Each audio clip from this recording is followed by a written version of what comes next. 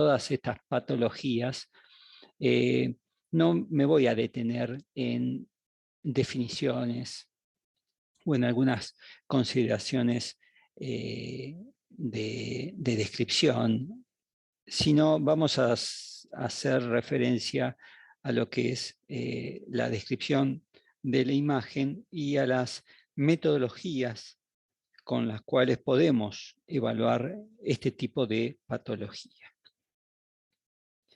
Vamos a ver algunas cositas en relación a hipertrofia. Se puede hipertrofiar distintas estructuras, ya sea de carácter fisiológico o patológico. Y la metodología diagnóstica obviamente va a depender de la zona, el órgano, la estructura que vamos a evaluar. En este caso les quiero mostrar dos imágenes y quiero que visualmente, por ejemplo, Naila, me haga algún comentario de esta imagen a la derecha de la pantalla. ¿Estás ahí, Naila? Sí, profe, se ve que Perfecto. está engrosada la pared. No, para. Decime qué método es. Está escrito, está, Ah, pero quiero que lo vean y y lo enuncien. ¿Eh? una RX. Una resonancia.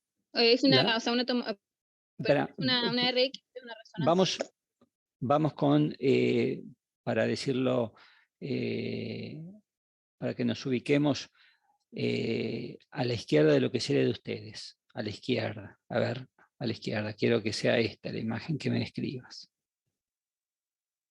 Es una RX, Bien, ¿de qué? ¿De qué región? tórax. De tórax. ¿En qué incidencia? El corte sagital, no sé. No, O coincidencia, frente, no, no. frente, frente, Ah, el frente, sí, sí. frente. O sea, el sagital sería un perfil, ¿ok? Ujú. ¿Sí? Sí, profe. Entonces, en toda evaluación, en radiografía, generalmente se hace una imagen, por llamarlo frente, y siempre una imagen que va a ser perpendicular a esa y que va a ser el perfil. Después podemos obtener, según las áreas que querramos estudiar, con otras incidencias un poco más focalizadas, que pueden ser oblicuas o, por ejemplo, en rodilla pueden ser con maniobras de esfuerzo, de bostezo, etc. Pero en una radiografía, en este caso de tórax, las clásicas son la imagen de frente y de perfil.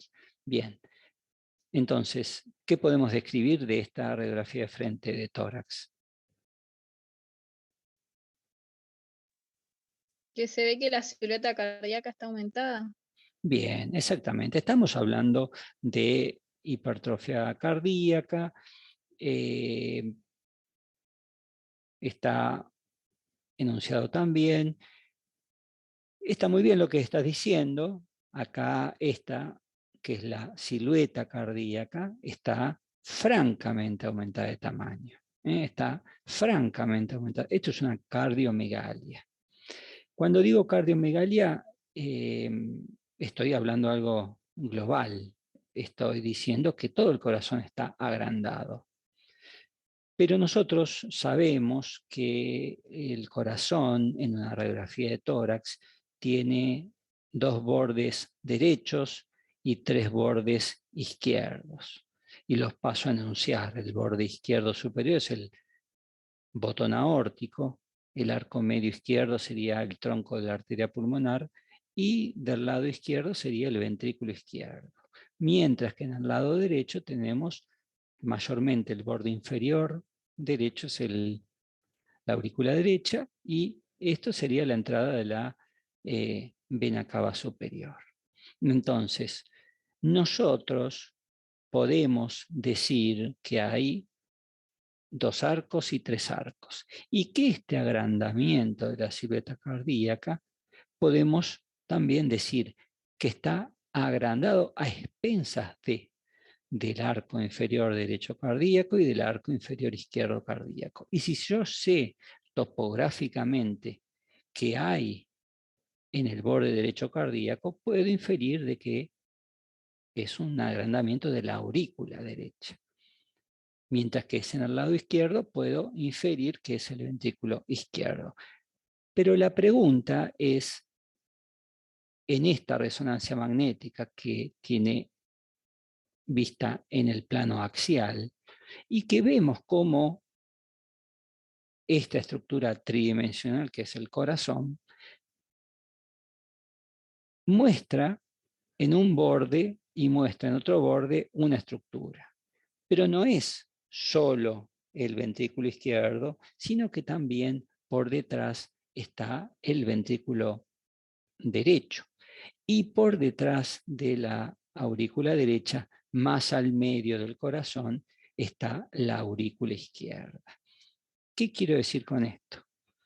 Que si yo sé que en este borde es el ventrículo izquierdo, no necesariamente el ventrículo izquierdo va a ser el que esté agrandado o aumentado de espesor, sino que puede ser también el ventrículo derecho que lo está empujando y que ambos, o en forma separada, agrandado o hipertrofiado, esté incrementando ese tamaño de la silueta cardiovascular.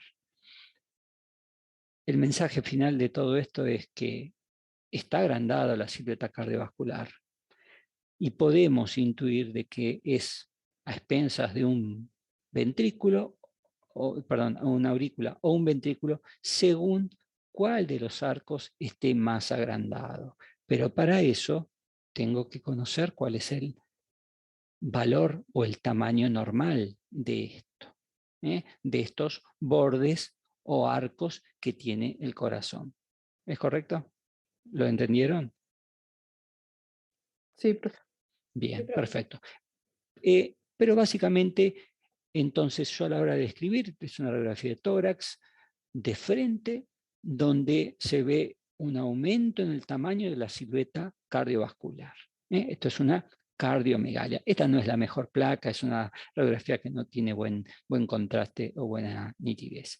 Esta es una resonancia magnética, donde vemos y que está indicado por flecha, donde en esta resonancia magnética, y sepan que con la resonancia magnética ya lo habíamos anticipado en la charla anterior, de que tiene la ventaja desde que desde el vamos ya tiene 3 planos de corte estándar, que es el plano coronal o el frente, lo que sería del tórax, plano coronal, plano axial y plano sagital. Entonces yo ya tengo una visión un poco más amplia, ¿no? Con mayor detalle a su vez.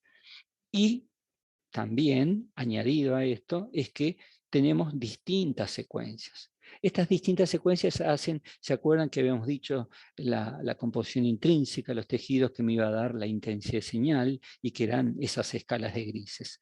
Y que según la secuencia se va a ver o blanco, o gris, o negro, o etc. Y así voy a empezar a diferenciar yo qué estructuras son. Para lo normal, todos sabemos la intensidad de señal que va a tener el hueso, la grasa, el músculo, los órganos, pero para cuando necesito saber la propiedad intrínseca de una lesión, ¿no?, patológica, que no sé la estirpe, ahí sí me sirve la resonancia magnética. Bien, en esta resonancia magnética entonces vemos acá claramente esto, este aumento en el espesor de una de las cámaras del el corazón. Entonces esto me puede dar este aumento en el tamaño de la silueta en una radiografía.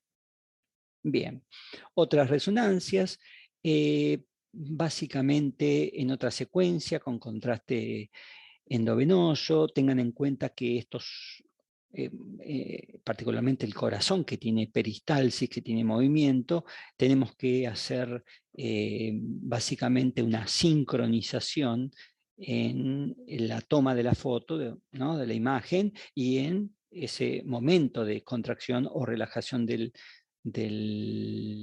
corazón para que esta imagen salga lo más nítida y estática posible, sabiendo que es una estructura con movimiento. Entonces, las distintas cámaras del corazón y vemos este aumento en el espesor en forma aquí casi concéntrica y casi ocupando toda el espesor, toda la cavidad. Perfecto.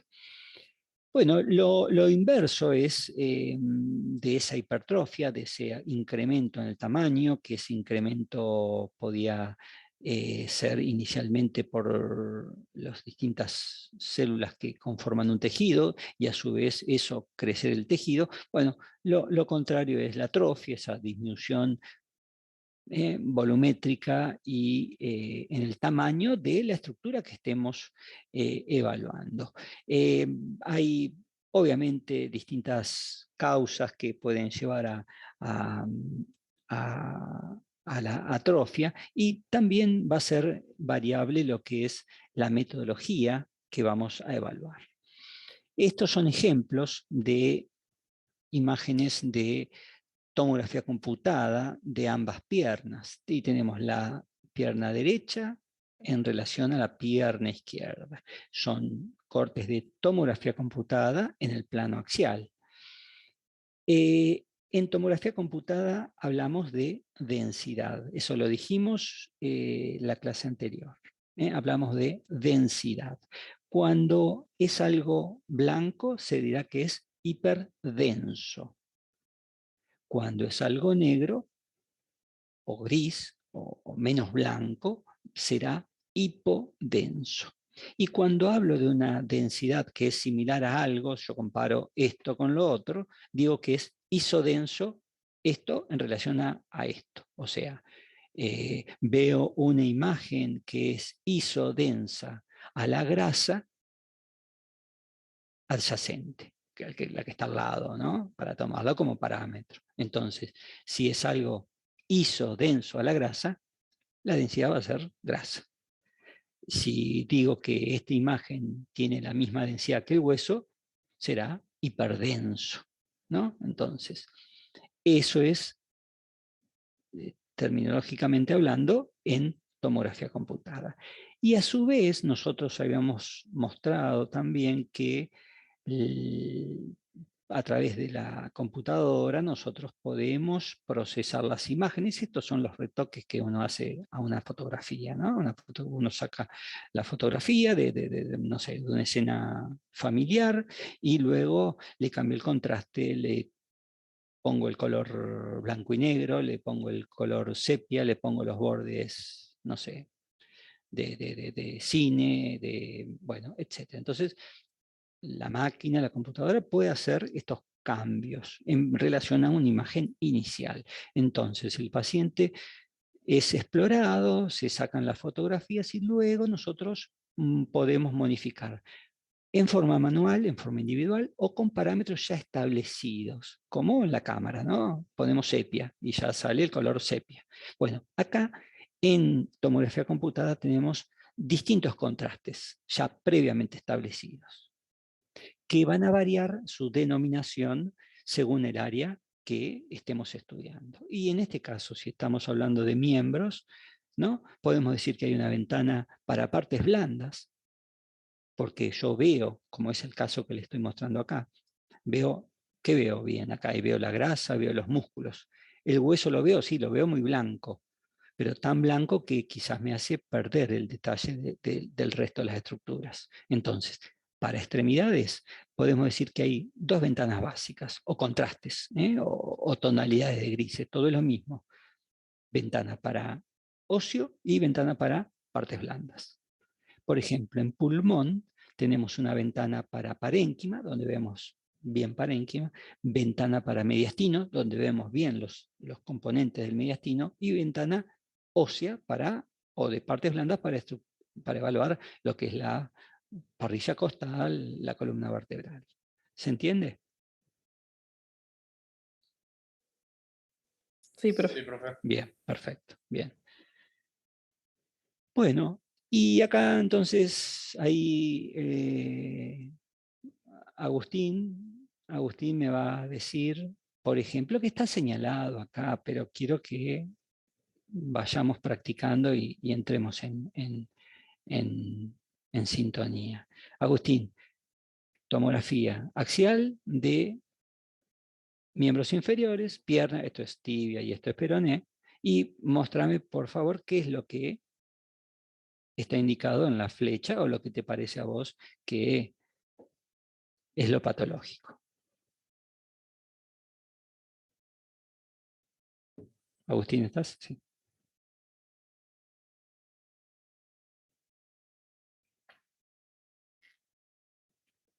Agustín, Aroca, recién estabas. Bueno, Jorge, a ver.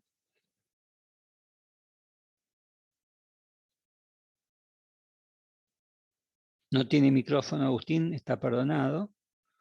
A ver si Jorge Morales.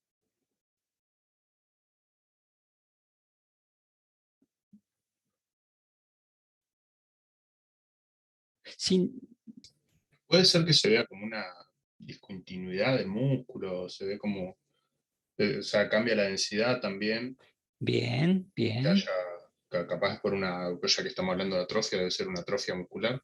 Claro, lo es. Sí, sí, sí. O sea, yo no quiero acá que hagan magia, ni malabares, ni nada por el estilo. Simplemente es eh, adiestrarnos en la semántica, en el léxico y hablando. Estamos hablando de atrofia muscular, claramente, pero yo quiero que comparen, porque tenemos esta posibilidad nosotros de comparar. Un riñón derecho con el izquierdo, un codo con otro codo, el hemisferio cerebral derecho con el izquierdo. O sea, tenemos esa posibilidad la mayoría de las veces en comparar un emirado con el otro para decir a dónde está el problema. Entonces, si yo acá comparo, esto es parte de lo que es el sóleo con la llegada al tendón de Aquiles, y esto que se ve negro, o sea, hipodenso, está distinto al lado contralateral. Y si al lado contralateral veo los músculos extensores, los músculos gemelos, o parte del sóleo, y veo que esto tiene toda la misma densidad porque es músculo, los tendones, estos puntitos negros son más bien tendones, o puede ser fascículos entre los vientres musculares, pero básicamente ustedes tienen que prestar atención acá en todos los grupos musculares, tiene la misma densidad. ¿Y acá qué pasa? Y bueno, tiene una hipodensidad. A ver, y yo la comparo esta hipodensidad. Esta hipodensidad es muy parecida a esta, a la del celular subcutáneo. ¿Ven la flecha, no? Que estoy la flecha blanca. Sí, profe. Sí, perfecto. Entonces, es simplemente comparar, tiene la misma densidad hipodenso, entonces ya estamos hablando con más propiedad, estamos diciendo que la hipodensidad es similar a la grasa, entonces es grasa. Entonces estamos hablando de una atrofia selectiva, en este caso, de este grupo muscular. Además de lo que les había comentado de los parámetros que están en el propio equipo, que es el tomógrafo, nosotros tenemos la posibilidad de tener un cursor, un puntito que lo vamos a situar en determinado lugar y podemos achicarlo o agrandarlo para tomar la densidad. La densidad en unidades Hanfield, ¿no? Es una medida que tenemos parámetros y valores y que si tiene menos 1, menos 10, esa densidad es grasa. Si tenemos 5 o 10, será líquido que puede llegar a ser, bueno, el contenido puede ser variable, porque si tiene sangre va a estar más elevado, y si tiene 50 unidades Hanfield podrá ser un órgano sólido, y si es de 1000 puede que sea hueso, y tenemos distintos valores que nosotros los correlacionamos con los valores estándar y podemos entonces decir, esto que a mí visualmente es hipodenso y que visualmente es hipodenso igual a la grasa, para mí es grasa, también puedo certificarlo, eso lo que esa impresión visual que me da a mí, con una medida. Entonces, agarro el cursor, lo pongo ahí, a ver cuánta unidad de Hadfield, -10, listo, esto es grasa. Entonces puedo decir, bueno, será una atrofia muscular. Bueno, pero para eso obviamente tenemos que saber un poco del paciente, ¿no? Porque esto es la imagen y que no va en forma aislada con la historia clínica del paciente, con los estudios previos y con otros métodos que se puedan hacer. Y esta otra imagen, como así la hipertrofia, porque hay un aumento en el tamaño e inclusive en el número de células X, en la atrofia hay disminución. Y eso trae aparejado la disminución volumétrica. Por ejemplo, en el caso de esta pierna, también traería aparejada una reducción volumétrica. Entonces, uno ya visualmente ve la asimetría que pueda haber entre una pierna y otra, entre un muslo y otro, entre un bíceps y otro, etc. Y con métodos de imagen también se pueden hacer estas medidas y esta evaluación de los grupos musculares, donde podemos comparar un miembro con otro, no un paciente con otro paciente, porque bueno, capaz que el paciente X es deportista y tiene el volumen aumentado y es distinto, ¿no? Bien. Miren en imágenes de resonancia magnética cómo claramente en esto a nivel de los muslos, son estas dos imágenes superiores, corresponde al derecho y al izquierdo, mientras que las dos inferiores también son del derecho e izquierdo en un corte un poco más inferior. Pero noten cómo los grupos musculares del lado izquierdo están conservados, mientras que en el lado derecho tienen la misma intensidad de señal que la grasa. Acá yo ya ni tengo que tomar la medida, porque en esto ya visualmente hay distintas secuencias que me permiten a nosotros decir, bueno, esto es un reemplazo graso. Acá hay atrofia del muslo derecho y miren con detenimiento, no es tan marcado, pero hay una reducción volumétrica de lo que es el miembro del muslo del lado derecho comparado con el izquierdo, por esa misma atrofia muscular. Bien, bueno, acá esas atrofias pueden ser de varias causas, según el área que haya sido afectado. Y acá les muestro una atrofia selectiva en esta imagen, que es una resonancia magnética en el plano coronal, en secuencias T1, este es en el plano sagital, donde miren los distintos vientres musculares. Acá está mostrado el trayecto de uno de los nervios que inervan este vientre muscular. Esto no tiene un nombre puntualmente, es la atrofia selectiva del vientre muscular abductor del quinto dedo. Y acá mostrado en el esquema de los sitios donde generalmente hay una compresión o alguna estructura que comprime y que tiene que ver en que esa inervación a ese músculo no llegue en forma adecuada y por eso es que se atrofia. Las distintas metodologías diagnósticas para evaluar atrofia van desde la ecografía, la tomografía y la resonancia magnética. Una radiografía puede evaluar atrofia, en este caso muscular. Por ejemplo, Claudia, pregunto.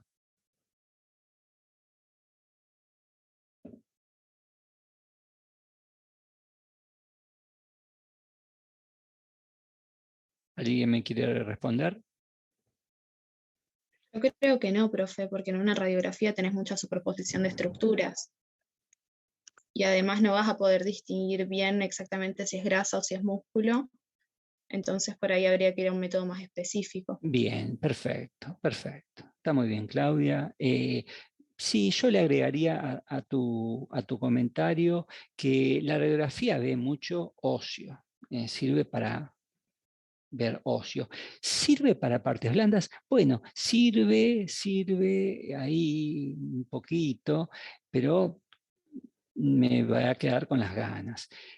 Pero, por ejemplo, si yo saco una radiografía con cierta técnica, puedo inferir de que un muslo o un vientre muscular o un área, no sé, un brazo o una pierna, en su evaluación de partes blandas haya diferencias volumétricas, pero nada más que eso.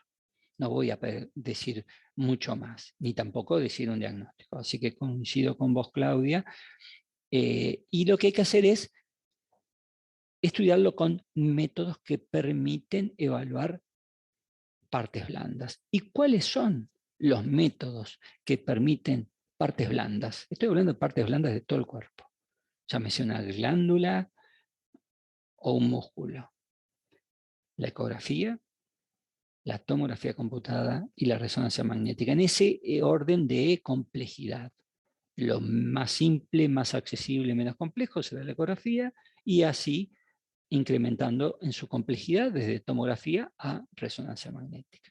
Y dentro de lo que son la resonancia magnética y la tomografía computada, la que mejor caracterización tisular va a ser la resonancia magnética, por esta capacidad que tiene, que dijimos el otro día, de diferenciar la propiedad intrínseca de cada tejido, porque tengo distintas secuencias. Tengo secuencia T1, T2, densidad protónica, FLAIR, difusión, perfusión, GRE, densidad protónica con saturación de grasa, STIR. Bueno, tengo muchísimas secuencias que son las que me van a decir si esto es negro, negro, blanco, blanco y blanco, será tal cosa en las distintas secuencias, ¿no? Entonces es una especie de conjunción de colores de acuerdo a la secuencia.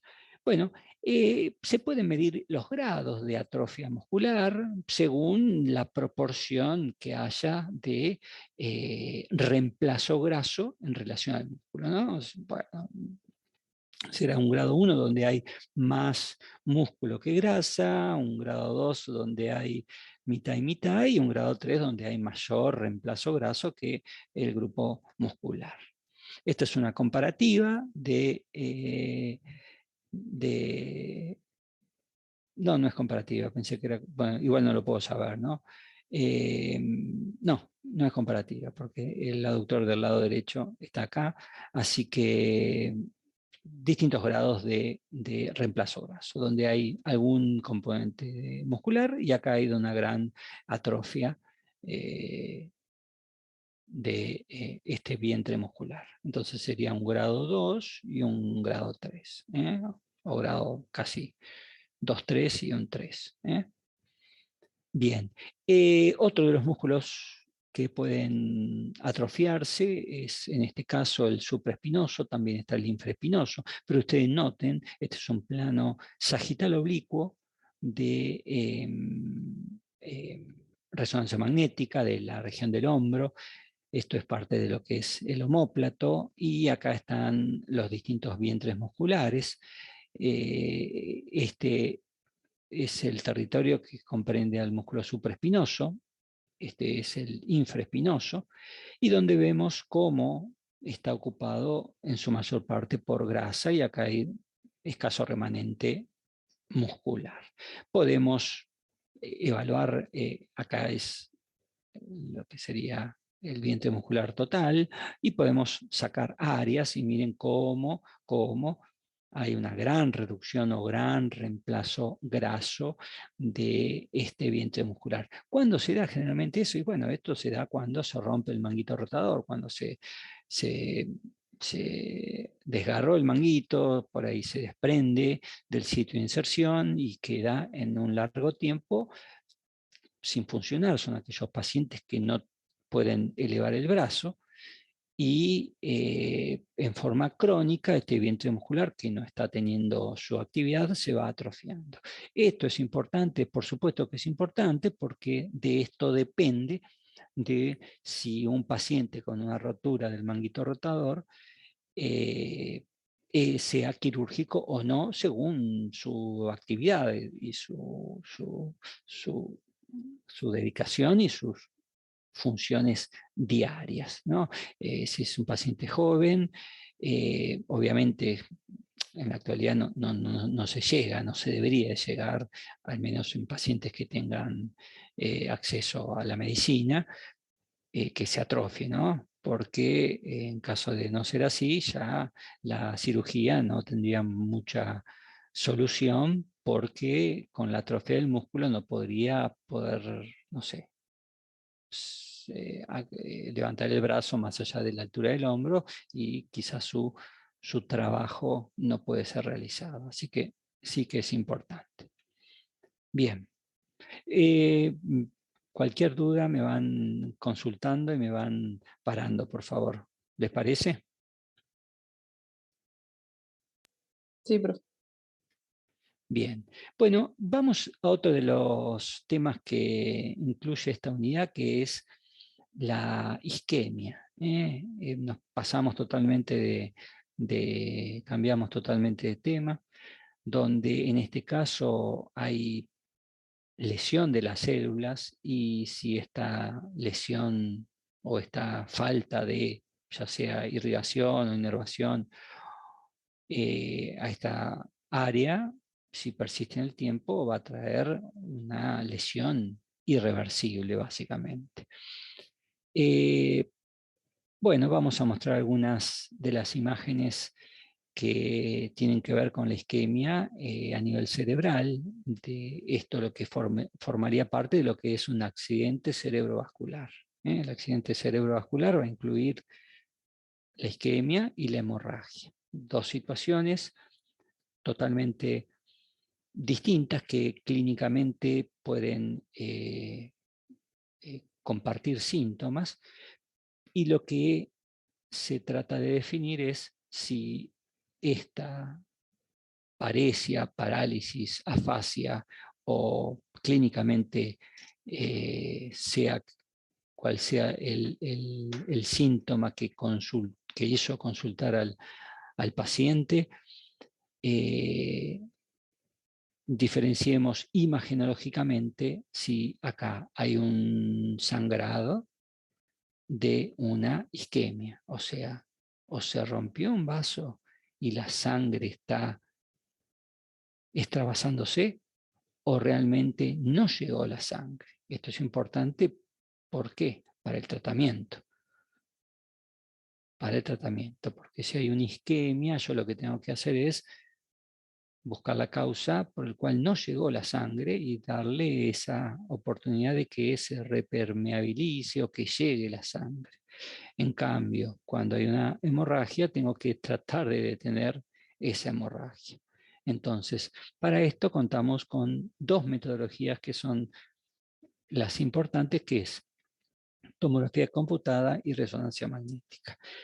¿De qué depende un estudio de otro? Bueno, primero es la accesibilidad, ¿no? Si donde el paciente llegó a una clínica, a un hospital, etcétera, cuentan con estas dos metodologías. Y otro de los parámetros que son tenidos en cuenta es el tiempo en el cual transcurrió hasta que el paciente fue a la consulta. Por ejemplo, esto ocurre en los donde va la gente mayor, no me sale la palabra. A ver quién me ayuda, chicos. ¿Dónde van los... ¿Cómo? Asilos. Ah, exactamente, exactamente. No me salió la palabra. Por ahí, no sé, hay 10 personas mayores, qué sé yo, y bueno, y el enfermero se dio cuenta el otro día de que el paciente no hablaba, o tenía afasia, o el brazo no lo movía, o la pierna, entonces ya pasó 24 horas. Entonces, depende, entonces el distinto es una persona que vive con otra persona y el familiar acude rápidamente al centro, ¿no? Entonces, en eso depende mucho qué metodología también le vamos a hacer. Tomografía axial computada, hay algunos signos que nos van a hacer pensar a nosotros que hay una isquemia. Esto es tomografía axial computada. ¿Por qué me doy así cuenta yo de que esto es una tomografía computada? Miren la calota craneana, hiperdensa. Entonces, porque después viene la confusión, no sé si es una tomografía o una resonancia magnética, pero miren como parámetro así grosero inicial la calota craneana. La calota craneana se ve hiperdensa. Recuerden que a su vez nosotros en forma manual podemos variar estos contrastes, podemos variar estos colores. Entonces yo de la computadora puedo hacer lo que esto blanco, que es la calota, sea no tan blanco y que sea más grisecito en el centro y más blanco en la periferia. Entonces, aquí en tomografía computada en cerebro tenemos dos ventanas, ventana para parénquima y ventana para lo que es la calota craneana. ¿Por qué? Y bueno, porque si el paciente tuvo un traumatismo, o previo o posterior al accidente cerebrovascular, porque muchas veces no se sabe. O sea, el paciente no le llegó sangre, se desvaneció y se cayó, o se cayó, se golpeó y después perdió el conocimiento. Bueno, todas estas cuestiones clínicamente hay que saberlas. Pero acá hay algunos conceptos muy básicos, iniciales, que hacen que me esté indicando que hay una isquemia o se esté formando una isquemia, que son esta flecha que muestra la hiperdensidad de lo que es la arteria cerebral media del lado, en este caso del lado izquierdo, y otra cosa, miren ustedes acá, quiero que compartan esta imagen conmigo. Miren, surcos de la convexidad, cisura siliana, todo esto del lado derecho. Miren del lado izquierdo. Es como que no está profundizado los surcos, los espacios subaracnoides de la convexidad que tienen esta hipodensidad porque es líquido cefalorraquídeo.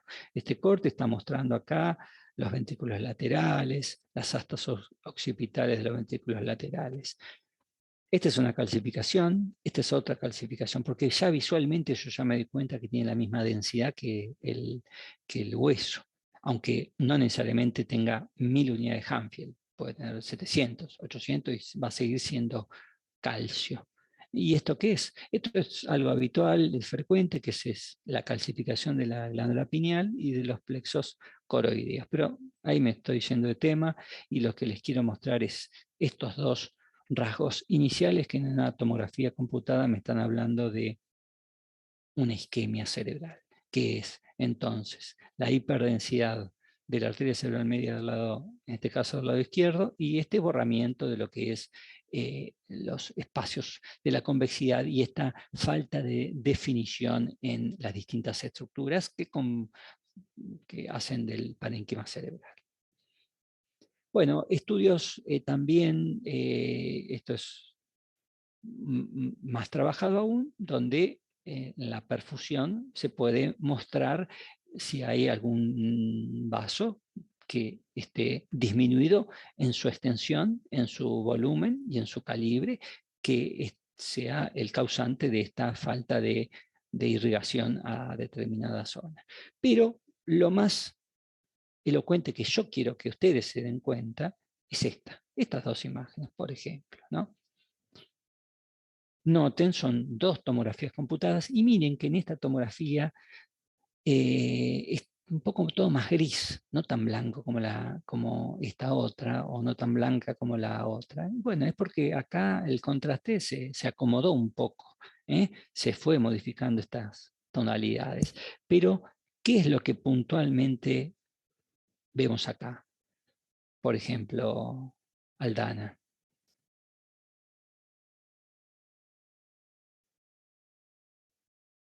Vemos una región más hipodensa con respecto al parénquima cerebral. Perfecto. Exactamente. Nos damos cuenta que es una tomografía de cráneo en el plano axial y vemos, si yo comparo, por ejemplo, como les dije hoy, si comparo el hemisferio cerebral del lado derecho comparado con el izquierdo, y bueno, acá yo tengo los surcos, los espacios, tengo parte de lo que es el techo del ventrículo lateral del lado izquierdo, acá lo veo al del lado, perdón, este derecho, al lado izquierdo, pero lo que más me llama la atención está extensa hipodensidad. Y puedo animarme a decir, si yo conozco un poco de lo que es anatomía, decir que esto tiene localización córtico-subcortical y que puedo inclusive delimitar algunos bordes o alguna extensión, ¿no? En todo esto, que si yo sé si esto es parietal o si es occipital o si es temporal, etc.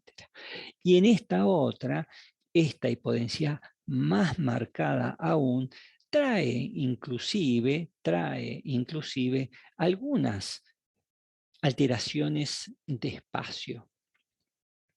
Por ejemplo, esta hipodensidad, pregunto, ¿es igual a esta hipodensidad?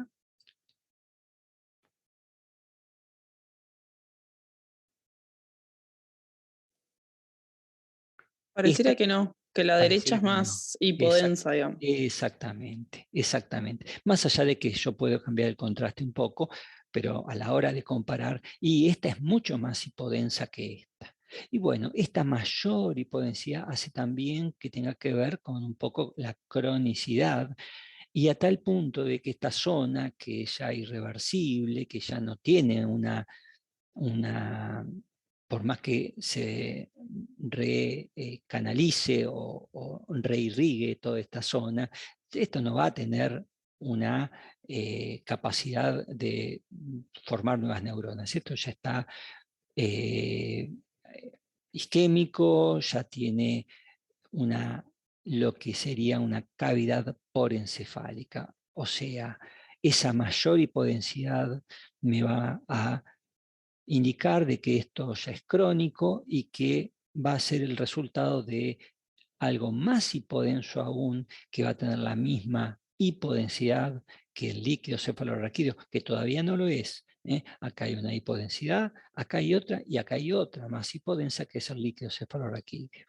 Cuando esto ya es tal la hipodensidad que el líquido cefalorraquídeo, lo que se denomina cavidad porencefálica. Y esto que les dije que me iba a traer una alteración anatómica, noten cómo el ventrículo lateral del lado izquierdo, del lado derecho, está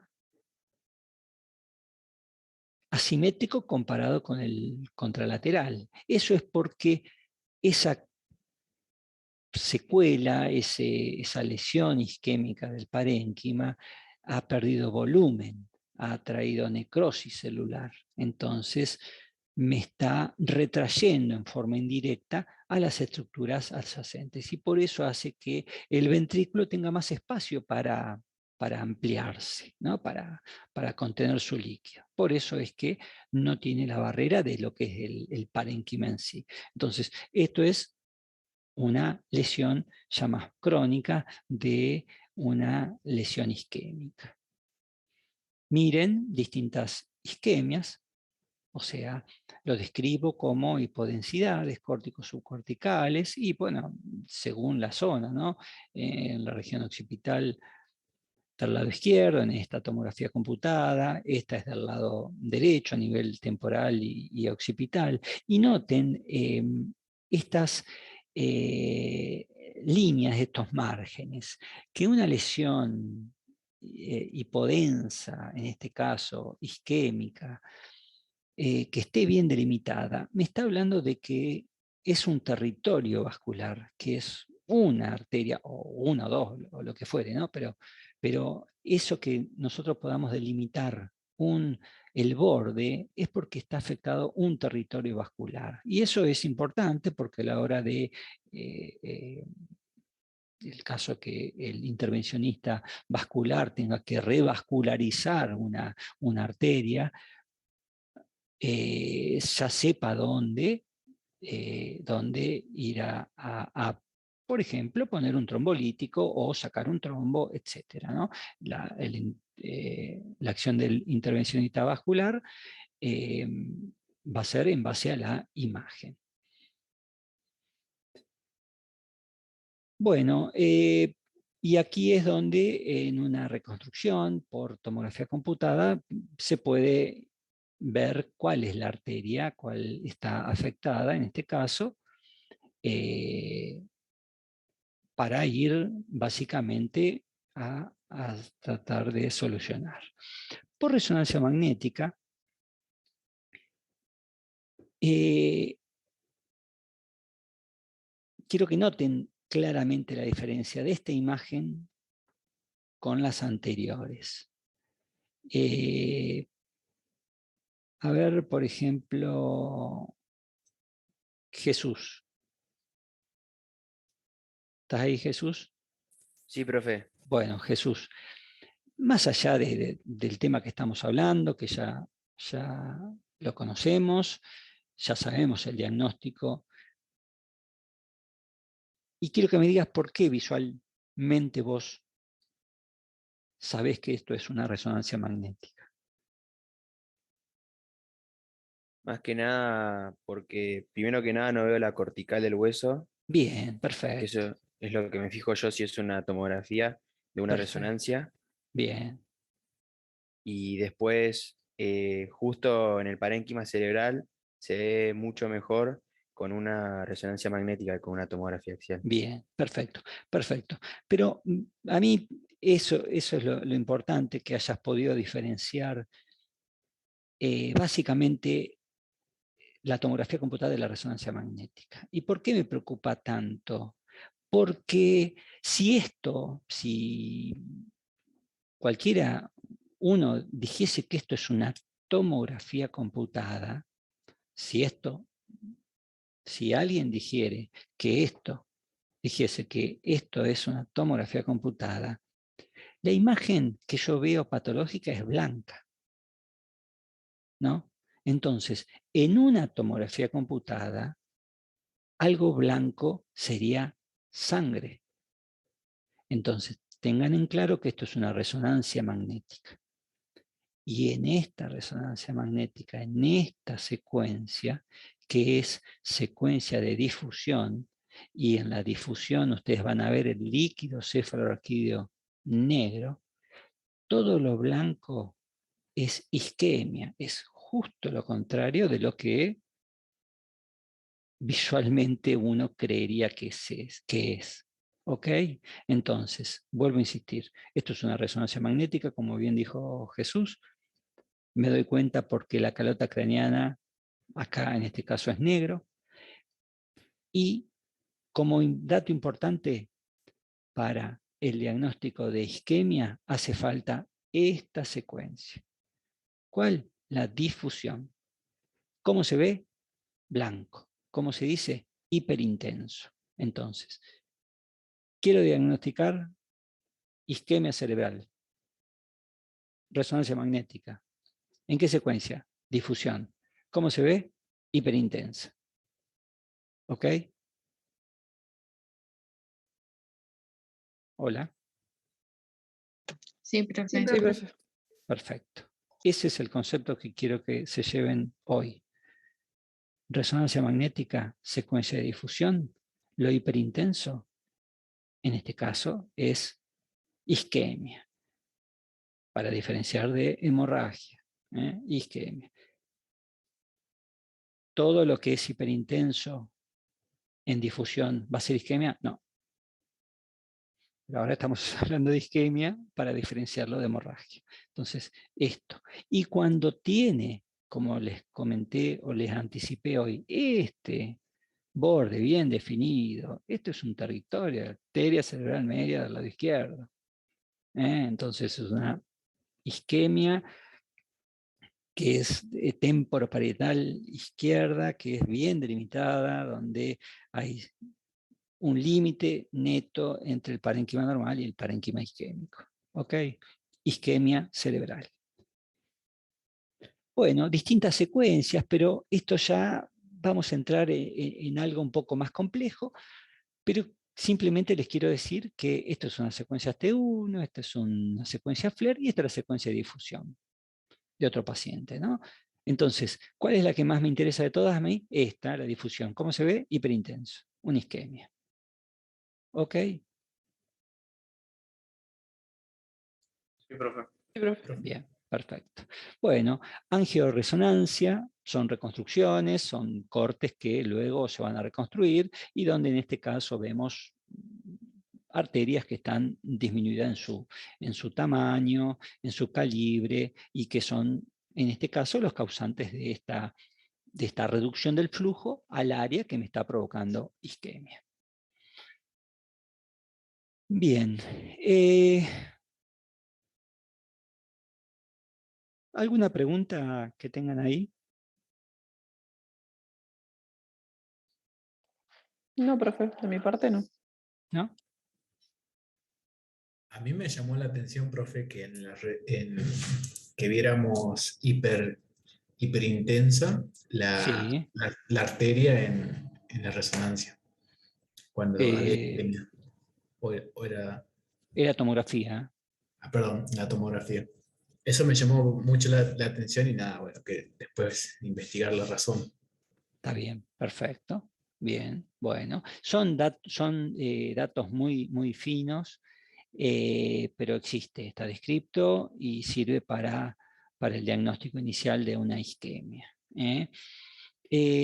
Noten que esto en las primeras horas no se va a poner en evidencia la tomografía computada. Por eso hoy cuando les comenté que es importante saber cuál es el tiempo de llegada del paciente. Muchas veces no se conoce porque, bueno, el paciente o el paciente con X condiciones sociales que no podemos llegar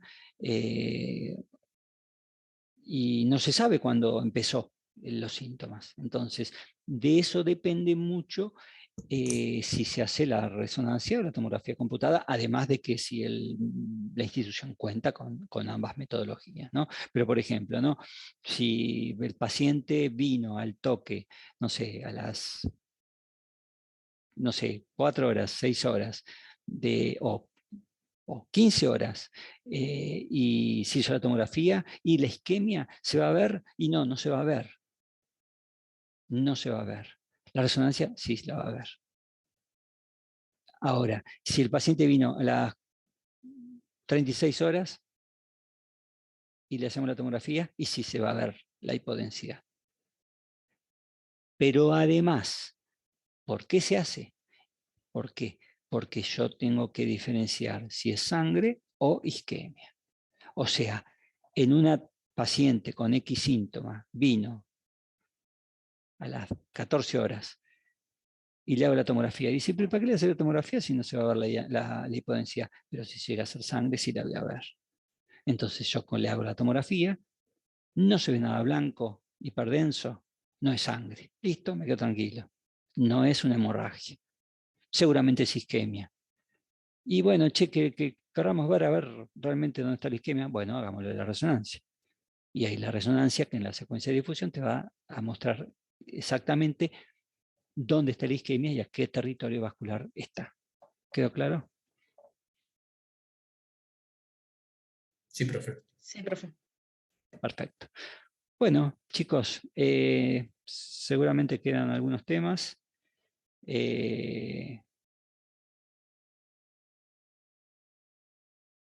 No vamos a poder cumplir con todos los temas. Así que, bueno, damos concluida la actividad de hoy. ¿Les parece? Tienen el material para leerlo y cualquier duda, cualquier consulta, lo charlamos el próximo viernes. ¿Les parece? Bueno, Genial, profe. profe. Dale, Muchas profe. gracias, profe. Profe, gracias. Hasta luego. Buen fin de semana. Genial, profe. Hasta luego.